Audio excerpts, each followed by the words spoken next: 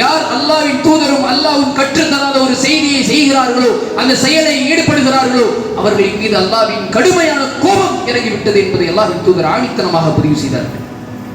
எத்தனையோ நபர்கள் குர்ஆனில் கூறப்பட்டிருக்கிறதா பிறந்த நாள் கொண்டாடுங்கள் என்று, வயதுக்கு வந்தால் பெண்மணிகளுக்கு விழா கோலங்கள் வையுங்கள் என்று குர்ஆனில் கூறப்பட்டிருக்கிறதா? அல்லாஹ்வின் தூதரின் வழிகாட்டுதல் இருக்கிறதா? பெண்மணிகளிடத்திலிருந்து வரதட்சணை வசூல் செய்யுங்கள் என்று மார்க்கம் கற்றிருந்ததா? அல்லாஹ்வின் தூதர் அதை கற்றுத் தந்தார்களா? மஹர் யார் கொடுக்க வேண்டும் என்பதை அல்லாஹ்வின் தூதர் கற்றுத் தந்தார்கள். இன்று எத்தனையோ நபர்கள் வரதட்சணை என்ற கொடுமையின் கீழ் பிடித்து வருகிறார். இதை அல்லாஹ்வுடைய தூதர் கற்றுத் தந்தார்களா? மார்க்கம் என்று உருவாக்கப்பட்டதா? காபிர்களின் கலாச்சாரத்தை இன்று இஸ்லாமியர்கள் பின்பற்றிக் கொண்டிருக்கிறார்கள். ஒவ்வொரு விஷயத்திலும் கர்ப்பிணி பெண்களுக்கு விழாக்கோலம் நடத்த வேண்டும் என்று அல்லாஹ்வின் தூதர் கற்றுத் தந்தார்களா?